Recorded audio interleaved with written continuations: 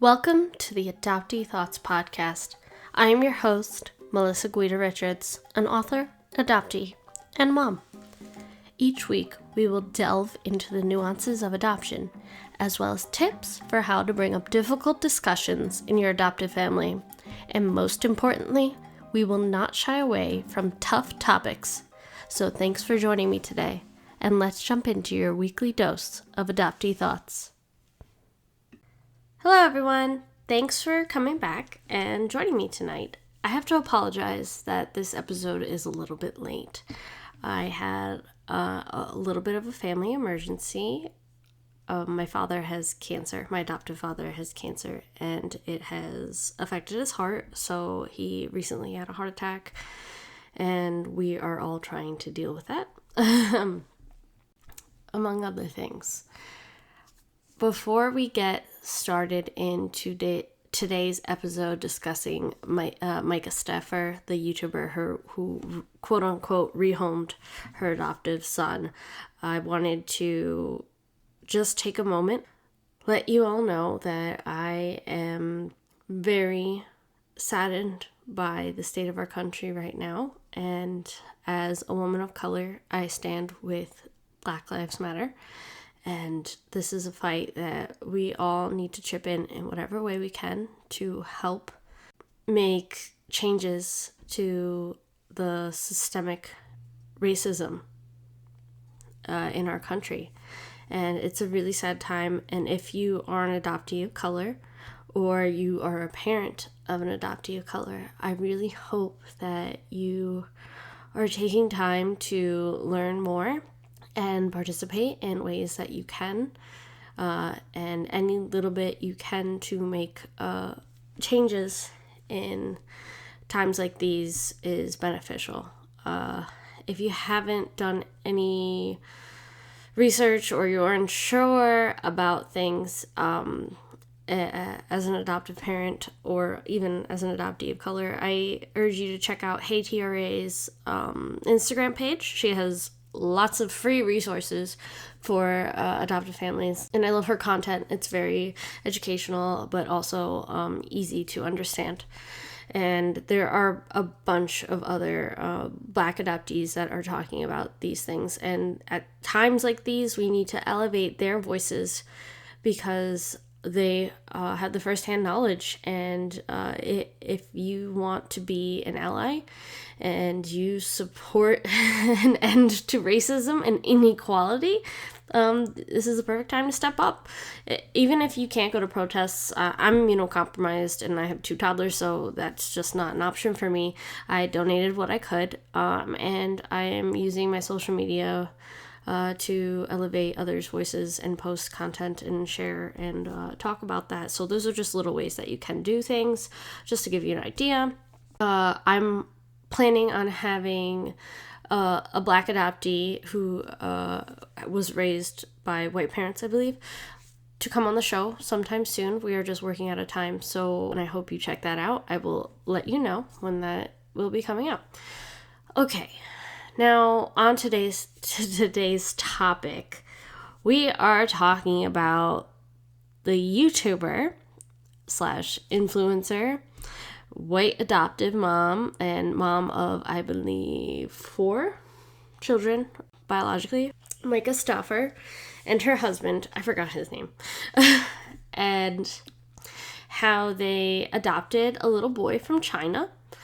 He was a little bit over 1, I believe, when they adopted him, and they had already had their YouTube channel at that point, but it didn't start taking off until she posted a series of YouTube videos about the adoption process and what she was doing, how the doctors told her about the child's disabilities, and all of this just information she put on a series of YouTube videos called like Adoption Journey China, something like that.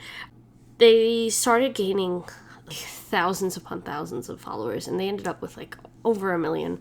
They have channels on Facebook, YouTube, Instagram, all curated to support her brand as a mom influencer. But her channel didn't really take off until she decided to adopt from China. So she ends up going through with it. She chooses a child, and in one of her earlier YouTube videos, she discusses how the doctor had told her that Huxley was going to have some serious disabilities.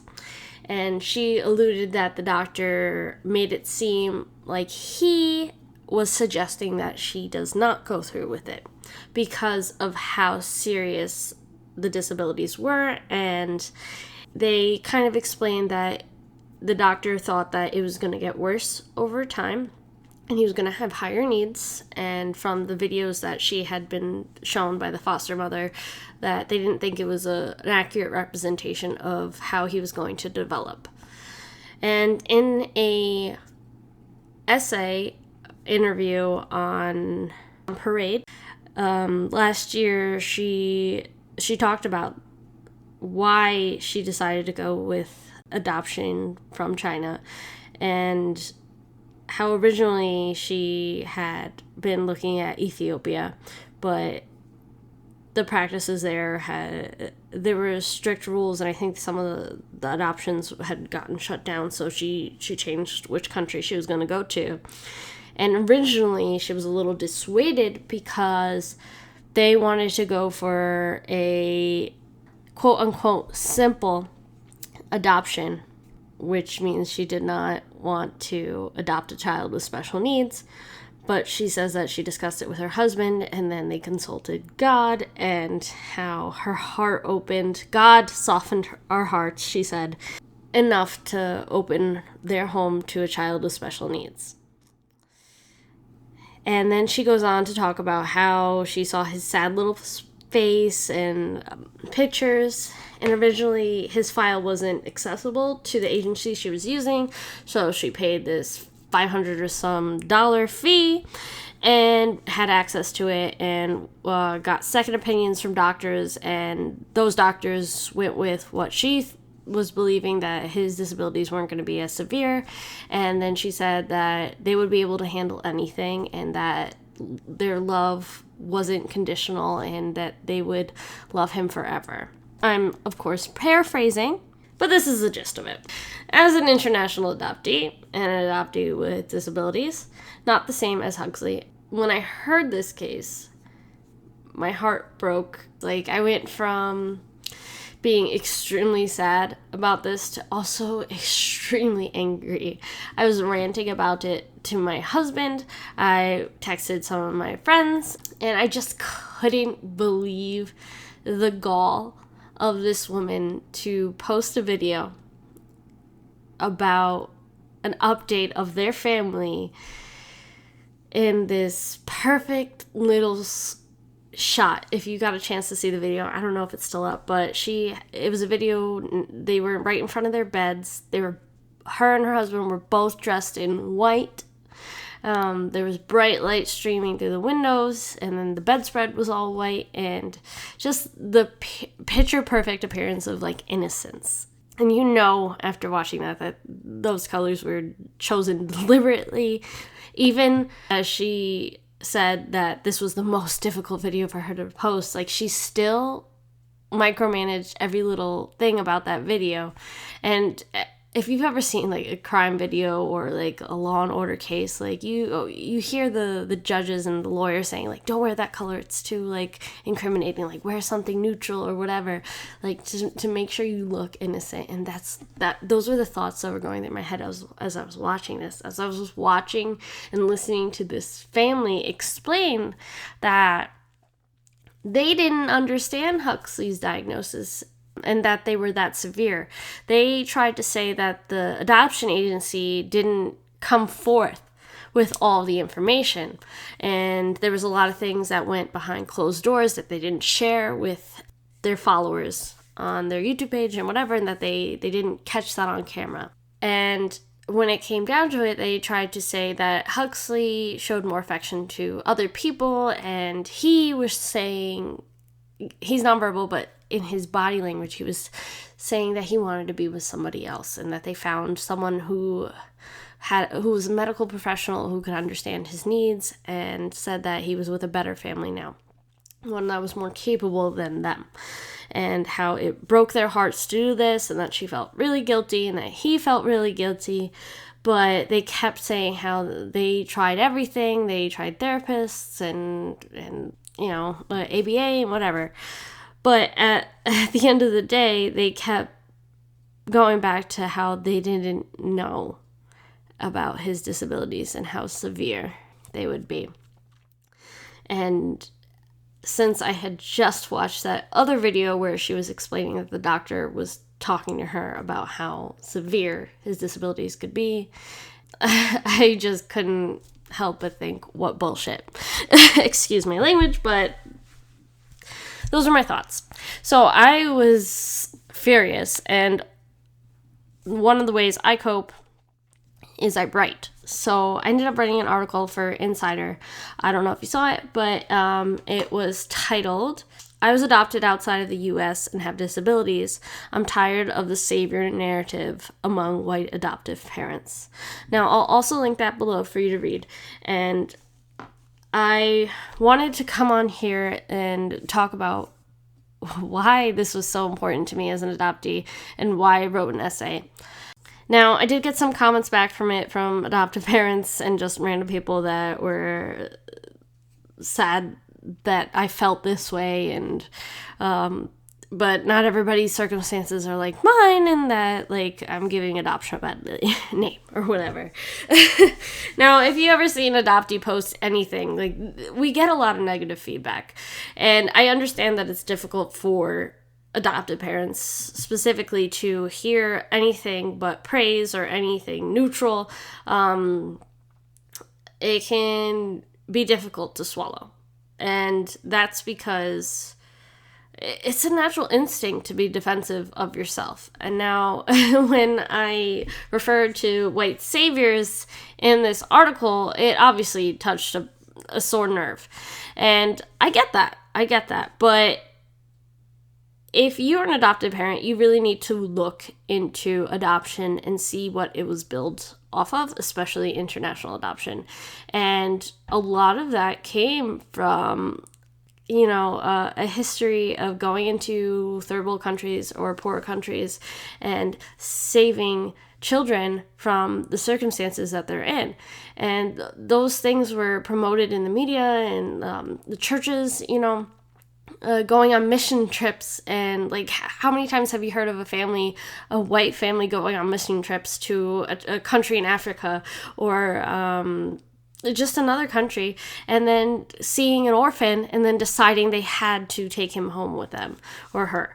Now, this is what many people call a type of white saviorism, and it's one of the things that me and a lot of adoptees, not all, but a lot of adoptees are frustrated with, and we want to limit and even end this type of thought, because saying that you are going to be the savior or you plan on helping a child in need, like that's why you want to adopt, and then promoting only that narrative, it takes away from the fact that adoption is nuanced, and that is not the only reason why people adopt, and that adoption isn't only a selfless act. Like, of course, some aspects of it are a little bit selfless, but there are other complicated and other reasons that people go into adoption,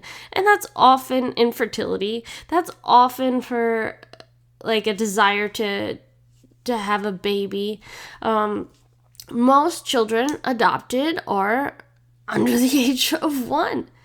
And there are thousands of children in foster care that are over 1 year old, and there are thousands of children that stay in foster care that are available and that are free to be adopted because reunification wasn't an option, and yet they still stay in foster care because the majority of adoptive parents prefer babies.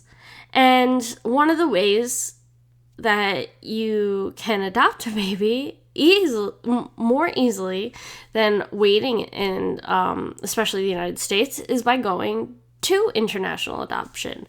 And the rates have declined over time because rules have gotten more strict. There's been a little bit less child trafficking, but still countries like Ethiopia, for example, they just put more rules. I'm not 100% certain that they stopped it completely, but like they have limited who is allowed to adopt, and even other countries like Russia, because of so many children are being adopted in America and then abused or sex trafficked.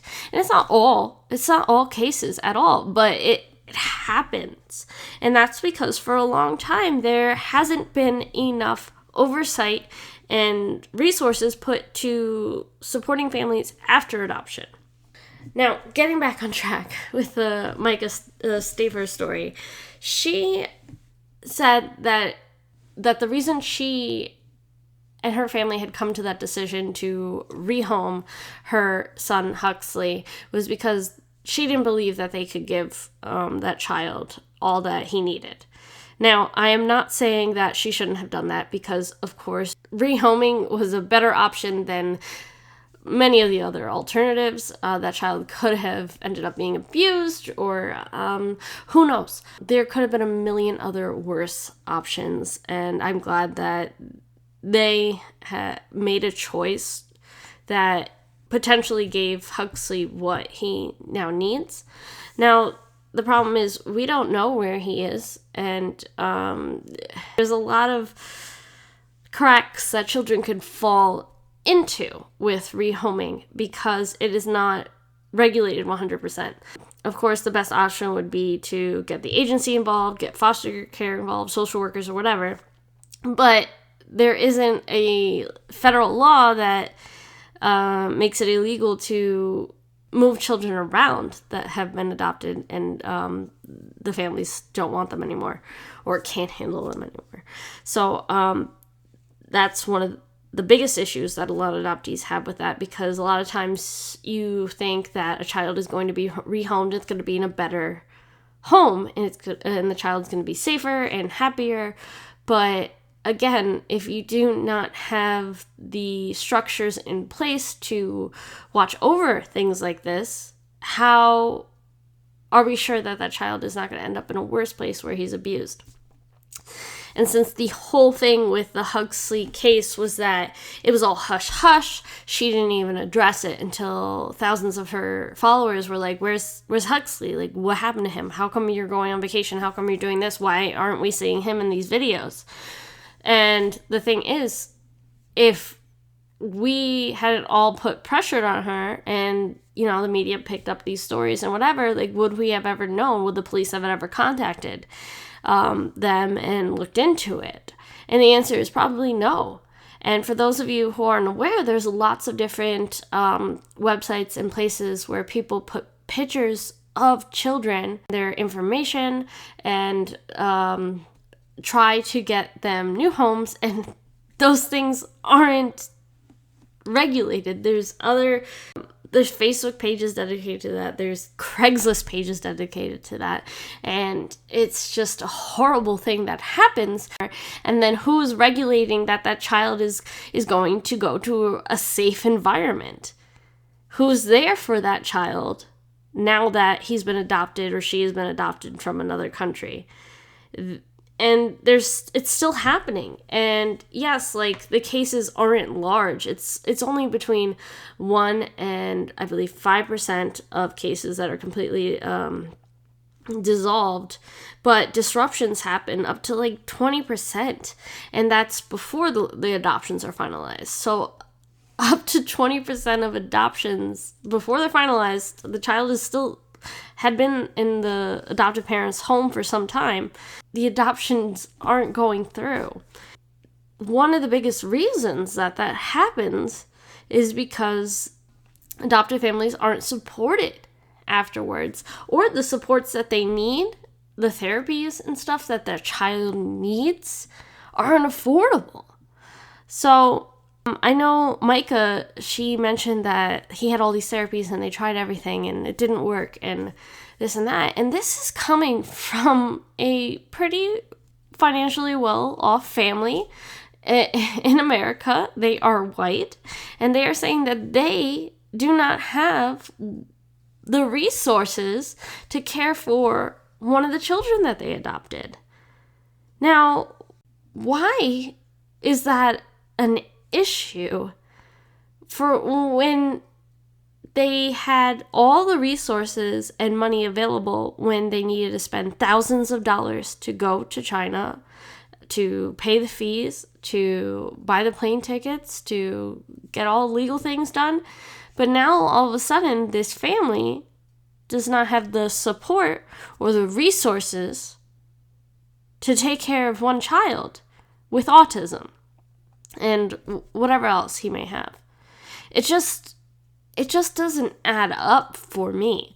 And I know it doesn't add up for a lot of people. And one of the things that bothered me is that my parents had no idea that I was going to have all these medical issues. They didn't know that they would have to spend thousands upon thousands of dollars for me in the hospital for surgeries and everything and medication. I had a lot of issues with my stomach and migraines and all this stuff. And guess what? My adoption paperwork said I was a perfectly healthy child. And it's just like when you have a child biologically. You have children and you don't always know what may develop mentally, physically, at any point in their life. Anyone at any point in their life can possibly become disabled. Accidents happen. Autoimmune diseases happen. Things happen. But at the end of the day, when it comes to rehoming children, you don't see that as often with biological children. And I commend my parents a lot because my brother, is still dealing with substance abuse issues, and me with all my medical issues over the years. My parents did not know that this was going to happen, that their children would do that. But at the end of the day, we were still their children. Were my parents perfect? No, not by any means at all. But they did their best. And that's all we can ask of parents, is to do their best. But that does not excuse adoptive parents for not trying as hard as they would with their biological children. That does not excuse adoptive parents from criticism. Because you adopt a child does not excuse you or hold you to a lesser standard than if you were to have biological children. It does not make you a better person because you adopted a child or adopted a child with special needs. Did you do a good thing?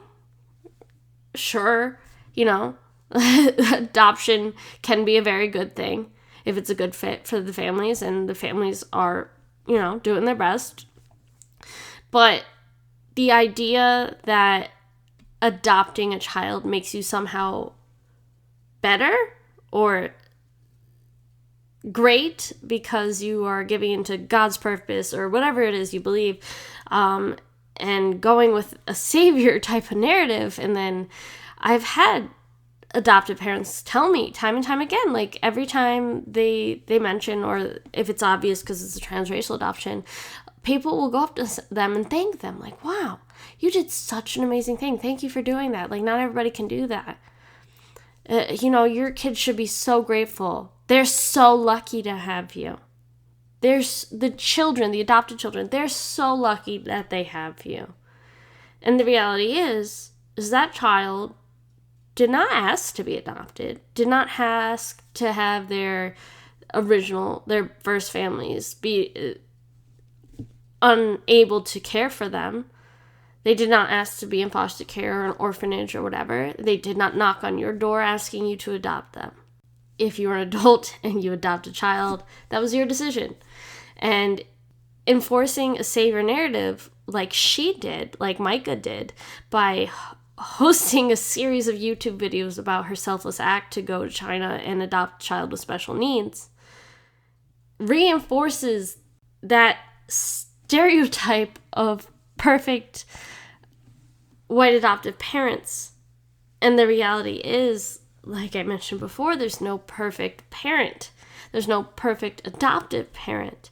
And there are a lot of complications that adopted parents need to understand and keep learning about after they go through with an adoption. It's not just all those classes that you have to take and all those books and forms that you have to fill out before.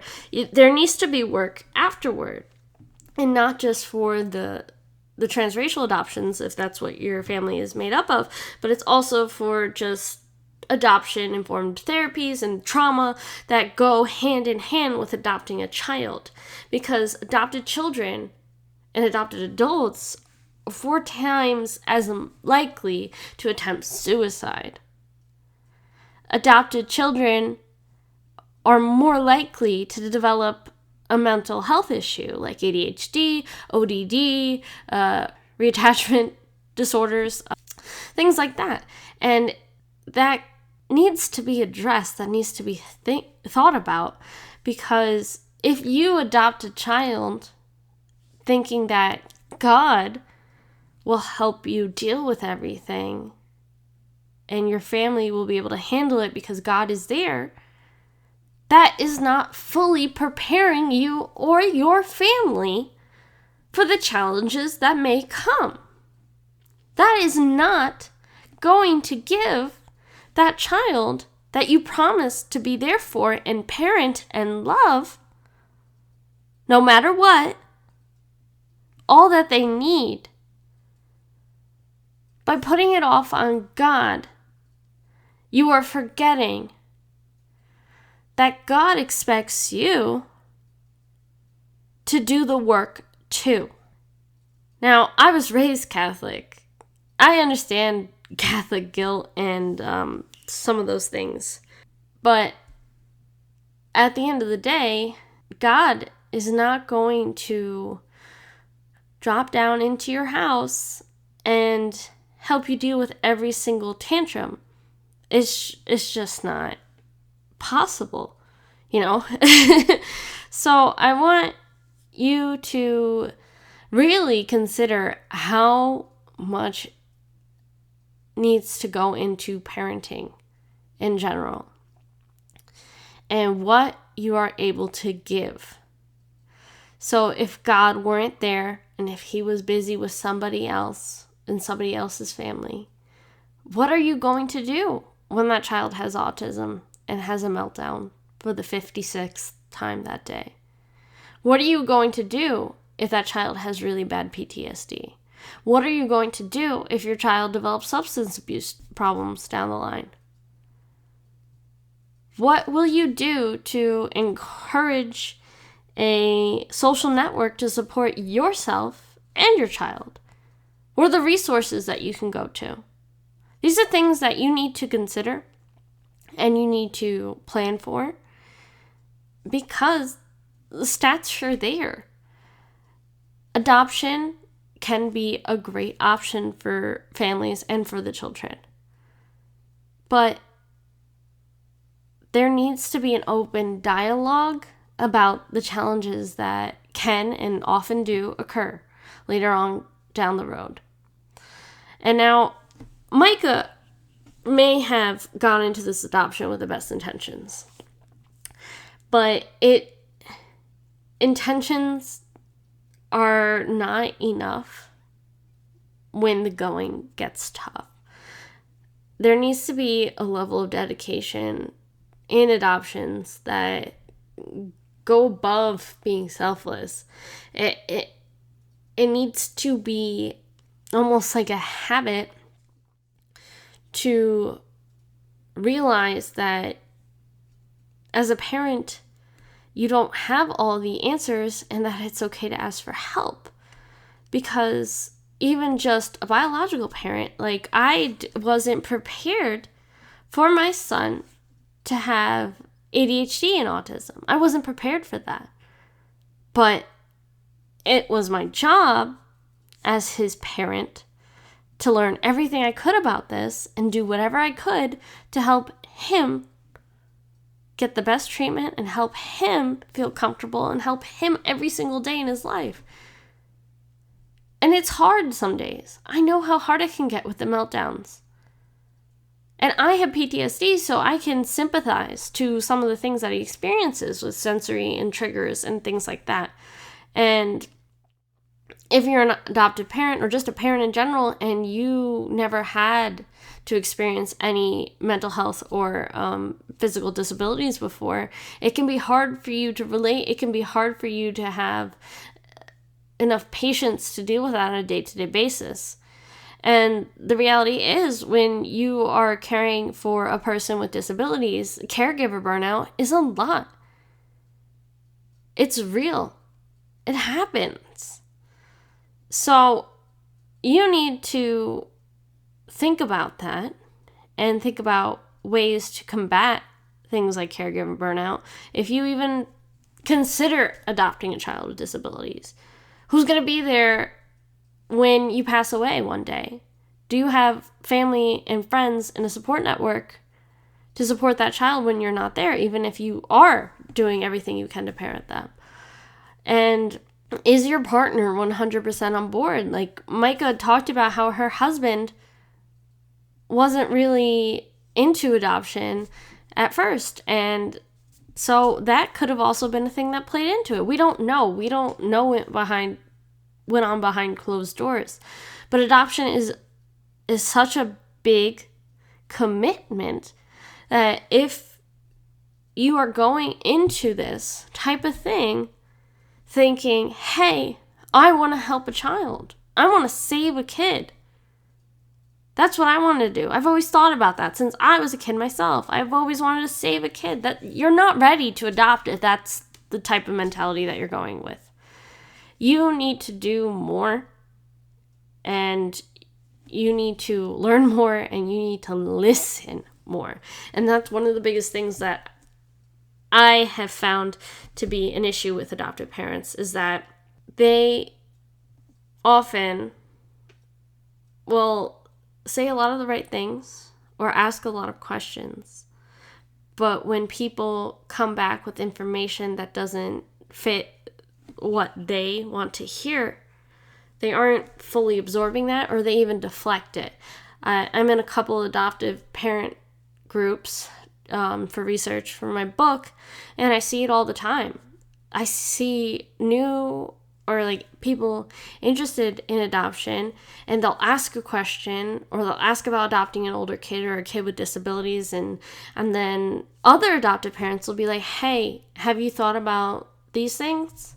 Or even an adoptee will be like, maybe you should look into that. Or, a lot of the times, like, it can be difficult to adopt out of age order or something like that. And then that person who is just, wide-eyed, bushy-tailed looking at adoption for the first time will deflect or even come back with anger or delete their post and then say this group isn't the group for them or whatever. And it just blows my mind. Because if that person goes on to adopt and take classes and just nods and goes ahead, because how many people have taken a class in high school and were like, okay, yeah, this is it, and then you just memorize the information you need to do to pass, and then that's it, and then you forget about it. How often does that happen with adoptive parents? And I think about those questions, and then I look at the statistics and how often disruptions and dissolutions happen. And the answer is, it's too often. It's too often that things like this are happening. There's too often. One time is too much when a child has to face traumas like these. And being removed from one home is traumatic, but being removed from multiple homes? So my whole point of this episode was to get adoptive parents and even adoptees to think about these issues and to understand that it's okay to be upset by things like this, and it's okay to discuss things like that with your families, even if they try to tell you that that's not the norm, or don't want to talk about things like this, because it's a tough conversation to have.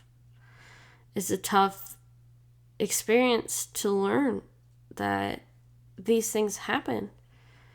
in adoption, and that the perfect image that a lot of influencers and celebrities, they post about adopting these children from other countries and stuff, and you just see happy families. You see happy families in videos, you see happy families in pictures all over the news and everywhere. And it makes it seem so simple and so easy, and it can be very frustrating and discouraging for not just adoptees, for I believe adoptive parents, that it holds you to this unbearably high standard where you have to be perfect all the time. And as an adoptee, I can say that I don't want my parents to be perfect, because no one's perfect. But I believe that the whole issue here is that if adoptive parents and the media and whatever are willing to put such a huge light on the beautiful side of adoption and the happily ever afters, that causes problems down the line.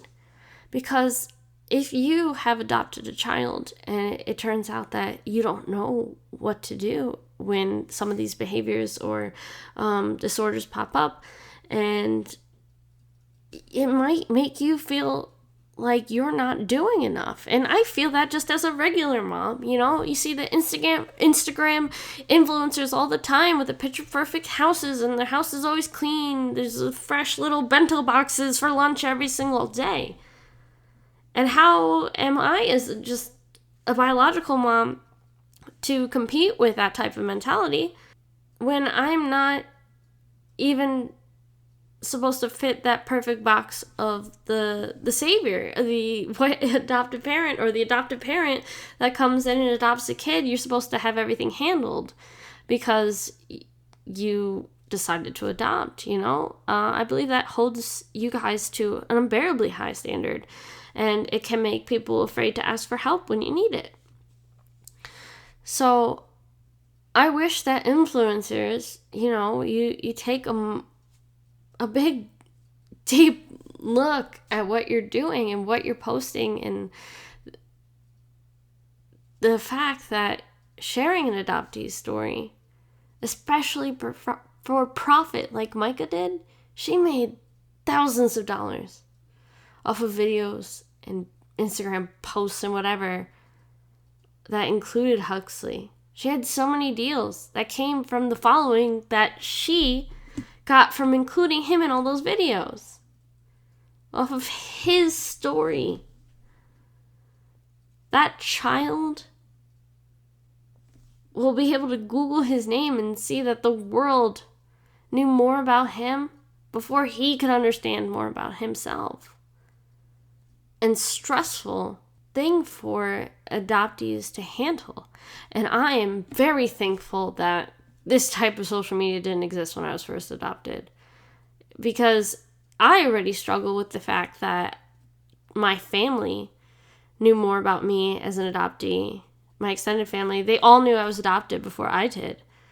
And my mom even told some friends at work, they knew that I was adopted. They knew more about my story than I did. So I can't even imagine with kids that are adopted now in this day and age, and they have to face their story being put out there. Their story being told from their adopted parents' point of view or the news's point of view, before they even get a chance to digest their lives and what they feel about it. It's already being shaped for them. So one day as they get older, as they're trying to process everything, as they're processing why they weren't able to stay with their birth mom and birth dad, why extended family didn't take them in, why they had to leave another country, Huxley's going to have to deal with that. Huxley's going to have to deal with the entire world knowing